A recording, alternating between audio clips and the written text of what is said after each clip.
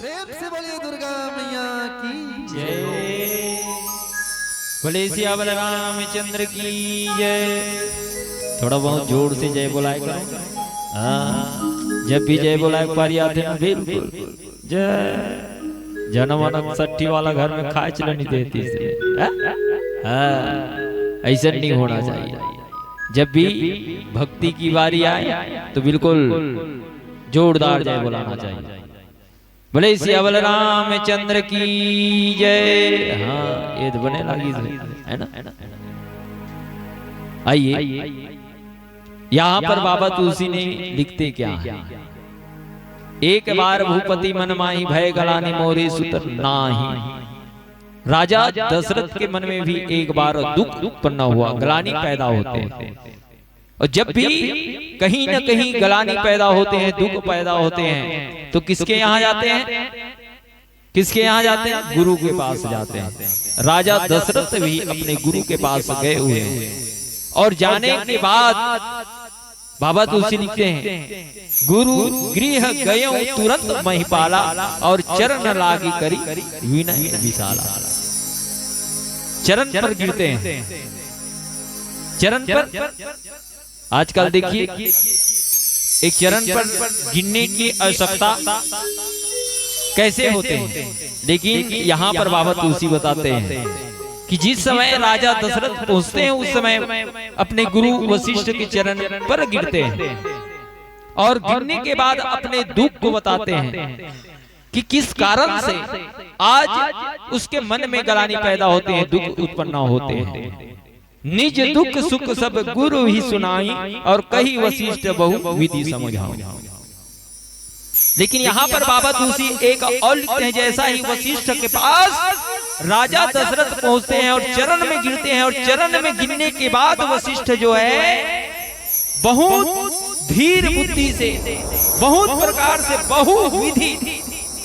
बहुत प्रकार से राजा दशरथ को समझाते हैं और कहते हैं, धरहु धीर हो वही सुतचारी और त्रिभुवन विदित भगत भयहारी। और उसको दिलासा दिला देते हैं कि आपके यहाँ अभी तक कोई बच्चा पैदा तो नहीं हुए हैं, लेकिन जैसा ही रेखा को देखते हैं तो वशिष्ठ जी बता देते हैं कि आपके रेखा पर धरहु धीर, आपको क्या करना पड़ेगा? आपको धीरज धरना पड़ेगा। और धीरज जब आप धरोगे तो आपके यहाँ ऐसा बालक पैदा नहीं होगा, जबकि तीनों लोक के मालिक जो है आपके घर में प्रकट होंगे। इस तरह से बताते हैं। लेकिन देखिए यहाँ पर बाबा तुलसी लिखे हैं, जिसको वशिष्ठ जी महाराज आज राजा दशरथ को बताते हैं, लेकिन सिर्फ दशरथ के ही लिए नहीं, पूरे संसार के लिए भगवान जो है जन्म लेते हैं। जब जब बढ़ती है अनाचार की आंधी तो पैदा लेते हैं गौतम बुद्ध गांधी। इसी तरह से भगवान जो है जब भी इस संसार में धरती का भार बढ़ता है, तब भी कहीं न कहीं रूप में भगवान जो है जन्म लेता है। लेकिन कब? बाबा तुलसी लिखते हैं इसी को दोहा में, कौशल्या नारी प्रिय सब आचरण पुनीत, पति अनुकूल प्रेम दृढ़ हरि पद कमल विनीत। आज भगवान के बारे में आज बाबा तुलसी लिखते हैं, आज भगवान राम जो है कब जन्म लेंगे? वशिष्ठ जी इसी को बताते हैं कि आपके नारी जो है वास्तविक में कौशल्या जो है ज्ञान शक्ति है, सुमित्रा जो है उपासना शक्ति है, कैकेयी कौन है? जीवन का कर्म है कैकेयी है, अर्थात क्रिया शक्ति जो है कौन है? कैकेयी है। आज राजा दशरथ को बहुत प्रकार से दिलासा दिलाते हैं और कहते हैं आपको मन में धीरज धरना होगा राजा दशरथ, और धीरज आप अपने मन में रखोगे तभी कहीं न कहीं रूप में भगवान जो है आपके घर में जन्म लेंगे। इसी को बाबा तुलसी बताते हैं।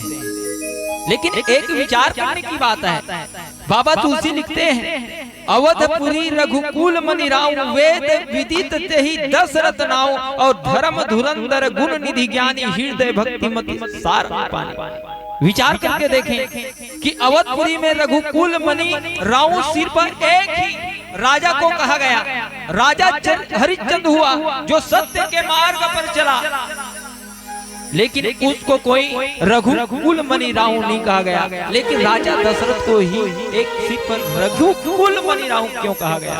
क्योंकि भगवान को इस धरती पर लाया, इस कारण से राजा दशरथ को रघुकुल मणि कहा गया। लेकिन यहाँ पर वशिष्ठ बताते हैं कौशल्या नारी प्रिय सब आचरण पुनीत। आज हर पुरुष सोचते हैं, हर माताएं सोचते हैं कि अपने घर में औलाद कैसा हो, राम जैसा हो। सोचते हैं कि नहीं? या कोई सोचते हैं, कोई नारी सोचते हैं, कोई पुरुष सोचते हैं कि अपना पुत्र जो है रावण जैसा प्रकट हो, रावण जैसा पुत्र हो। कौन सोचते हैं बताइए? हर कोई सोचते हैं तो सीट पर सोचते हैं अपने घर में कैसा पैदा हो, राम जैसा पैदा हो। आज बाबा तुलसी कहते हैं अपने बच्चे को भी हम राम बना सकते हैं, लखन बना सकते हैं, भरत बना सकते हैं, लेकिन किसके माध्यम से बना सकते हैं? सीट पर संस्कार के माध्यम से बना सकते हैं। वास्तविक में अपने बच्चे को हम राम नहीं बना सकते हैं, भरत नहीं बना सकते हैं, लखन नहीं बना सकते हैं, शत्रुघ्न नहीं बना सकते हैं, लेकिन उसके जैसे बना सकते हैं। किसके माध्यम से? तो सीट पर संस्कार के माध्यम से बना सकते हैं कि नहीं? लेकिन होता ऐसा नहीं है। सिर्फ संस्कार कमी। आज संस्कार किसमें भरा है? तो एक माँ में भरा है। तुम संस्कारों की शक्ति रानी, तुम संस्कारों की जननी हो, रैदास महापुरुषों की अवतरणी हो। इसीलिए बाबा तुलसी ने लिखा कौशल्या नारी प्रिय सब आचरण पुनीत, पति अनुकूल प्रेम दिल हरि पद कमल विनीत।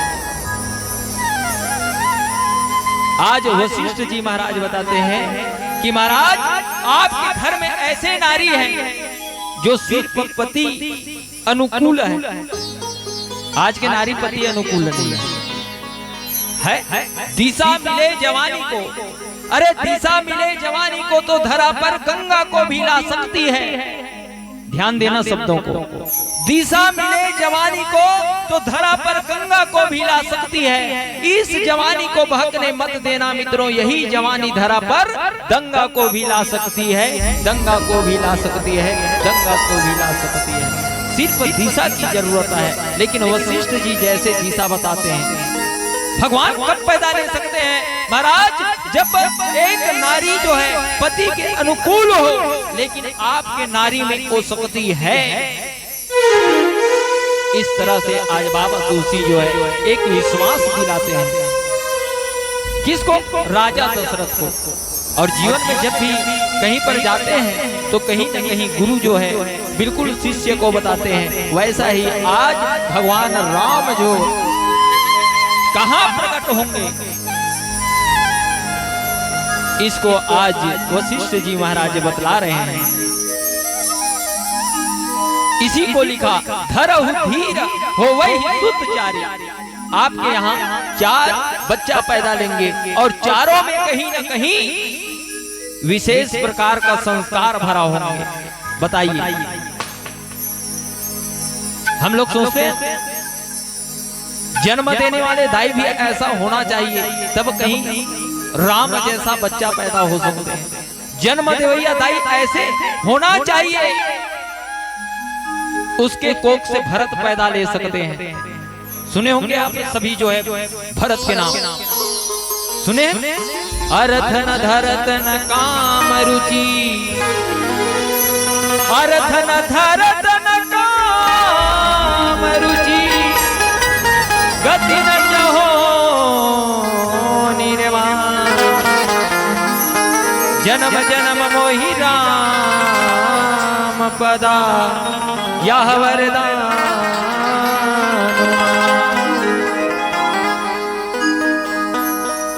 भरत चाहता तो चाहता क्या था?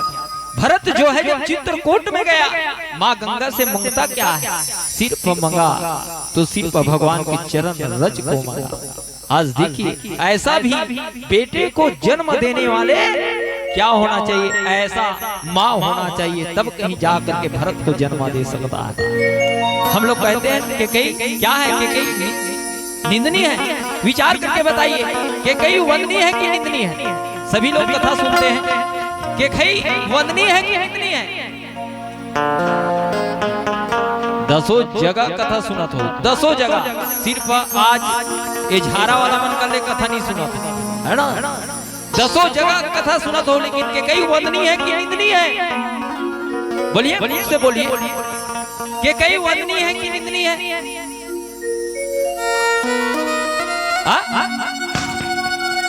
कि कई वंदनीय है कि निंदनीय है।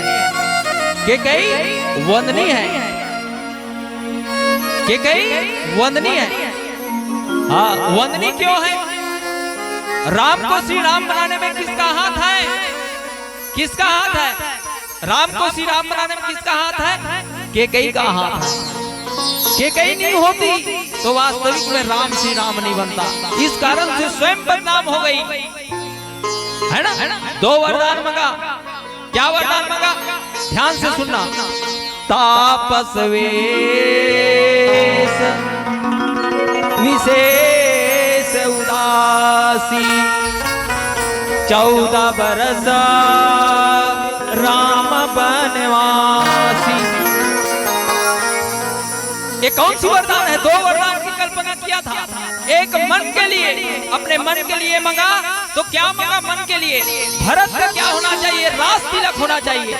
दूसरा वरदान मांगा, क्या मांगा? एक जो है मनोरथ के लिए मांगा। और वास्तविक में आज के युग में मनोरथ के लिए कोई नहीं मांगता, सिर्फ मांगता है तो मन के लिए मांगा, है ना। मांगता है कि नहीं?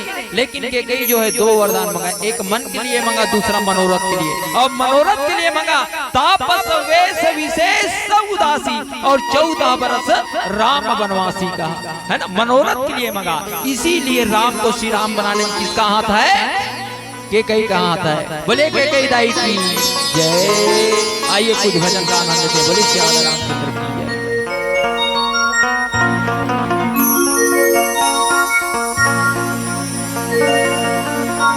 एक फूल तेरे चरणों में रख कर पूजूंगा तुझको मैं यूं जिंदगी भर। मालिक दुआएं देंगे तुझको हमेशा,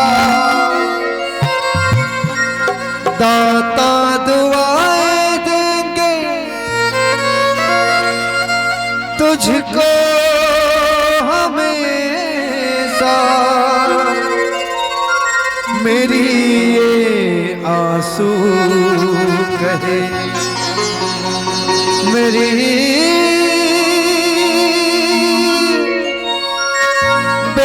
बेजुबानियां,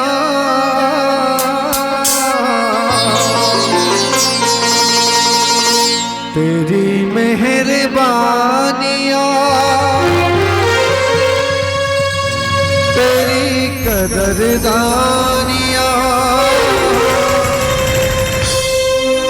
कुर्बान तुझ पर मेरी कई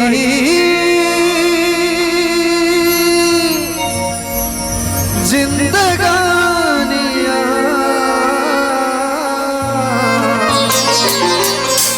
भरत जी जो है अपने बड़े भैया प्रभु श्री राम से हमेशा यही कहा, क्या? ऐ मेरे राजा जिंदगी अधूरी मेरी हालत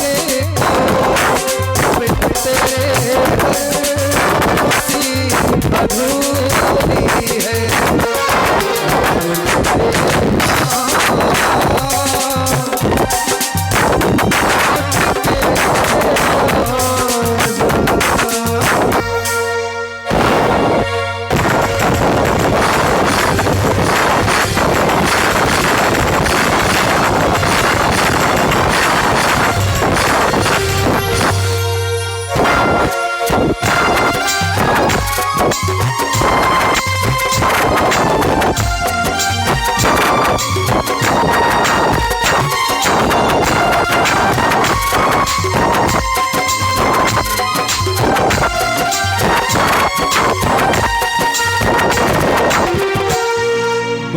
कि हम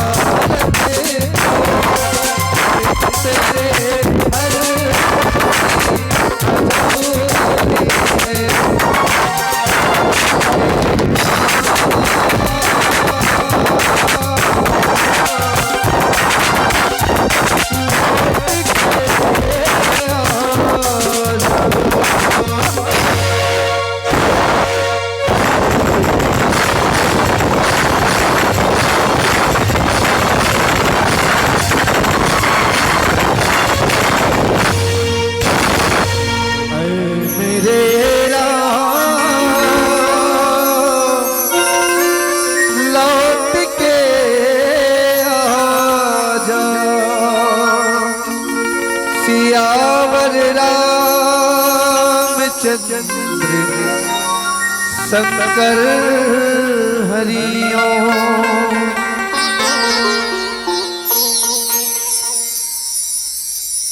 बोले श्यावर रामचंद्र की जय। मैं शुरू ही बताया पिंकी देवांगन की ओर से भगवान के चनारविंद में 100 रुपये समर्पित करते हैं। बोलिए उसकी श्रद्धा भक्ति की जय। और एक बार जोरदार तालियां चाहूंगा पिंकी देवांगन के लिए। हाँ और श्री सरांश देवांगन, जिसको बिट्टू के नाम से जाना जाता है, और श्री हीरालाल देवांगन की ओर से भगवान जी के पावन चरणों में सादर 101 रुपये प्रदान करते हैं, समर्पित करते हैं। बोलिए उसके श्रद्धा भक्ति की जय, बोलिए उसके जीवन भक्ति की जय। एक बार अपना जोरदार ताली चाहूंगा। और श्री हीरालाल देवांगन, हाँ, नवजात शिशु का दादाजी हैं, उसकी ओर से 170 रुपये प्रदान करते हैं। एक बार पूरा जोरदार तालियां चाहूंगा। हाँ, पुनीत देवांगन खरोरा की ओर से भगवान के चरणारविंद में सादर 51 रुपये समर्पित करते हैं। बोलिए उसकी श्रद्धा भक्ति की जय, बोलिए उसके जीवन भक्ति की जय। हाँ, चलिए एक बार पुनः जोरदार तालियां चाहूंगा सभी संतों के लिए। हाँ, आइए कथा का रसपान करते हैं, है ना। सभी का मांग धीरे धीरे पूरा होगा। बिल्कुल हमारे बीच में हमारे भाई साहब बैठे हुए हैं, बिल्कुल सभी का इच्छा पूरा करेंगे, ऐसा मेरे को लगता है ना। आशा करता हूँ कि आप सभी का सहयोग थोड़ा देर बना रहे, ताकि कथा में भी आनंद मिलना चाहिए। हम लोग भी दूर से आए हैं ताकि कथा का कुछ न कुछ भगवान का कथा को हम लोग कह सके। बिल्कुल निवेदन चाहूंगा, एक बार पुनः जोरदार तालियां चाहूंगा। आइए, जैसा ही राजा दशरथ के मन में दुख उत्पन्न होता है, ग्लानि पैदा होता है, गुरु वशिष्ठ के यहाँ पहुंचते हैं। गुरु वशिष्ठ जो है उसके हाथ के रेखा को देखते हैं, और हाथ के रेखा को देखने के बाद कहते हैं, धरहु धीर होहि सुतिचारी, त्रिभुवन विदित भगत भयहारी। विश्वास दिला देते हैं कि आपके घर में कोई नहीं, जबकि भगवान पैदा लेंगे, ऐसा बता देते हैं। और वो भी 4 पुत्र जो है, जब विष्णु अवतार लेंगे तो चारों रूप में अवतार लेंगे, कहते हैं। देखिए इस तरह से जब राजा दशरथ को बताते हैं, राजा दशरथ पूछते हैं तो इसके लिए क्या करना पड़ेगा। राजा दशरथ को वशिष्ठ जी बताते हैं, सिंही ऋषि वशिष्ठ बोलावा, पुत्र काम शुभ यज्ञ करावा। बहुत सुंदर उपचार बता देते हैं। कौन सी उपचार? आपको सिंही ऋषि को बुलाना होगा। सिंही ऋषि कहाँ है? मेचकुल पहाड़ पर है, और वहां से आपको अयोध्या उसको बुलाना होगा, उसको लाना होगा, और क्या करवाना होगा? पुत्र काम शुभ यज्ञ करावा। पुत्र प्राप्ति के लिए आपको यज्ञ करवाना होगा, है ना। देखिए कौन सी अच्छा संदेश दे रहे हैं। पुत्र काम के लिए यज्ञ करवाना पड़ेगा। एक साल में कितने बार यज्ञ करवाते हो अपने घर में? करवाते हो कि नहीं करवाते हो? करवाते हो, बिल्कुल। ओ भैया के लिए जोरदार तालियां चाहूंगा। हर के घर में एक यज्ञ होना चाहिए। हर एक साल में कम से कम एक यज्ञ, एक कुंडली गायत्री महायज्ञ आप लोग कर सकते हो, है ना। कम से कम एक यज्ञ। और यज्ञ करने से क्या मिलता है, उसको करने के बाद देखना, है ना। क्या मिलता है उसको करवाने के बाद देखना क्या मिलता है। और किसी महाराज को बुलाने की जरूरत नहीं है। घर में जैसा आप बुला लेते हैं फिर भी अच्छा है। मैं ये नहीं कह रहा हूं कि महाराज को बुलाना ठीक बात नहीं है, महाराज को बुलाना चाहिए। लेकिन अगर आप नहीं भी बुलाते हैं, आपके घर में अगर पढ़े लिखे कोई बच्चे होंगे तो बिल्कुल एक कुंडली गायत्री यज्ञ करवा सकते हैं। इससे क्या मिलता है, जैसा वशिष्ठ जी कहते हैं, कौन सी? सिंघी ऋषि को बुलवा लेना और पुत्र काम के लिए क्या करवा लेना? यज्ञ करवा लेना। और कहते हैं भक्ति सहित मुनि आहुति दीने प्रगटे अग्नि चरु कलनिने। जैसा ही सिंघी ऋषि पहुंचते हैं किसके यहाँ? राजा दशरथ के यहाँ। राजा दशरथ सिर पर एक यज्ञ में एक व्यक्ति नहीं बैठा, तीनों रानी को संग में लेकर के बैठते हैं। और तीनों रानी को संग में लेकर क्यों बैठते हैं? विचार करके देखिए, पूजा जो है जब तक के जोड़ी न मिल जाए, पति और पत्नी जब तक के यज्ञ में आहुति ना दे, तब तक के आहुति सफल माना नहीं जाता। यहाँ पर जैसा ही सिंघी ऋषि यज्ञ करवाते हैं और सिंघी ऋषि के द्वारा यज्ञ संपन्न होते हैं, भक्ति सहित आहुति देते हैं, तो अग्नि भगवान जो है प्रकट हो जाते हैं। अग्नि देवता जो है प्रकट हो जाते हैं और प्रकट होते हैं। जो वशिष्ठ कहूँ हृदय विचारा सकल काजू भा सिद्ध तुम्हारा। इस तरह से आज अग्नि देवता जब प्रकट होते हैं, लेकिन एक चीज कहते हैं, अग्नि देवता जब प्रकट होते हैं तो उस समय किसको पकड़ करके? तो एक चरु को पकड़ करके, उसमें क्या चरु में एक हीर को पकड़ करके पैदा लेते हैं। किससे पैदा लेते हैं? किससे प्रकट होते हैं? अग्नि से प्रकट होते हैं। और अग्नि से प्रकट होने के बाद एक चीज कहते हैं, कौन सी चीज? जथा जोग जही भागी बनाई, यहाँ भी बाटी देहु निपजाई। जब अग्निदेव प्रकट होते ना, अग्निदेव प्रकट अयोध्या में राजा दशरथ जो है तीनों रानी के साथ और पूरे प्रजा के साथ जब यज्ञ करवाते हैं, यज्ञ में आहुति पड़ते हैं, अग्निदेव प्रकट हो जाते हैं। किसको लेकर के? एक चरु को लेकर के। और उस चरु में क्या है? खीर है। लेकिन अग्निदेव समझाते हैं, कौन सी बात समझाते हैं? जथा जोग जही भाग बनाई की। कौन सी बात समझाते हैं? योग्यता के अनुसार बांटना की। योग्यता के अनुसार बांटना की। क्यों? जथा जोग जही भाग बनाई। क्यों कहा ऐसे? क्योंकि आज अग्निदेव की भी सोच है। कौन सी सोच है अग्निदेव को? कि अगर कैकई को या खीर का पहला भाग अगर दे देता, खीर का पहला भाग अगर उस कैकई को दे देता, तो उस कैकई के गर्भ से राम पैदा हो जाता। विचार करके देखिए, कर्म करो तो फल मिलता है, आज नहीं तो कल मिलता है।